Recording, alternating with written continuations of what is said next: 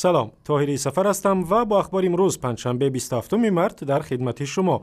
در شهر کابل پایتخت افغانستان امروز جشن بینالمللی نوروز برگزار شد که در آن امامعلی رحمان رئیس جمهوری تاجیکستان و حسن روحانی همتای ایرانی او شرکت داشتند. امامعلی رحمان ضمن سخنرانی در این جشن از مردم افغانستان خواست که یک پارچه شوند و کشورشان را آباد کنند. او خواستار تقویت همکاری ها شد و افزود بنیاد راههای آهن از طریق افغانستان و تاجیکستان به منفعت مردم منطقه خواهد بود. در این جشن که در یک ارکه محتشم در کابل صورت گرفت، در مجموع نمایندگان از 9 کشور همسایه به افغانستان و کشورهای منطقه شرکت کردند. در شهر دوشنبه در یک همایش بین‌المللی در مرکز تحقیقات استراتژی تاجیکستان خطرهای موجود به امنیت در کشورهای آسیای مرکزی و اوراسیا را بررسی کردند.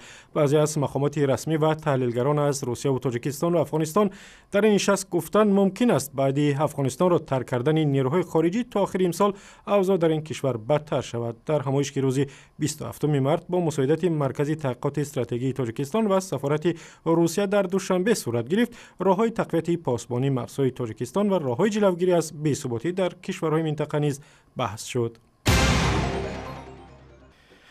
در تاجیکستان به سبب کم شدن مجرای آب به آب انبار نورک، تقسیم نیروی برق به مؤسسه و خانه‌های مردم را نهایت کم کردند. در بعضی از ناحیه‌های کشور حالا در یک شبانه روز تنها 1 ساعت و حداکثر 2 ساعت نیروی برق می‌گیرند. یک نماینده شرکت برق تاجیک روز 27 مارس بر رادیو آزادی گفت پایان آمدن حرارت در تاجیکستان مجرای آب را کم کرده است و از این سبب نیروگاه نورک به قدر کافی نیروی برق حاصل نمی کند.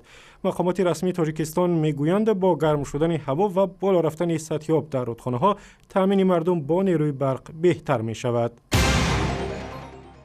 زنان صاحبکار آسیای مرکزی و افغانستان روز 27 مارس در شهر دوشنبه جمع آمدند و دستاورد و مشکلات همدیگر را بررسی کردند.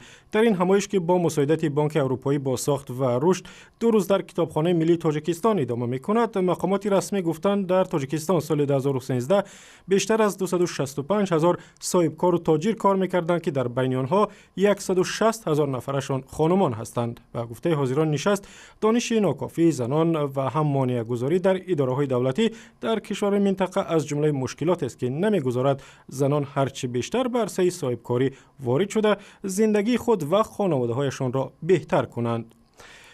و اخباری از این هم بیشتر با عکس و ویدیو در وبسایت رادیو آزادی، در صفحه‌های ما در فیسبوک، توییتر، یوتیوب و هم صمیمه مخصوص رادیو آزادی برای تلفن‌های همراه.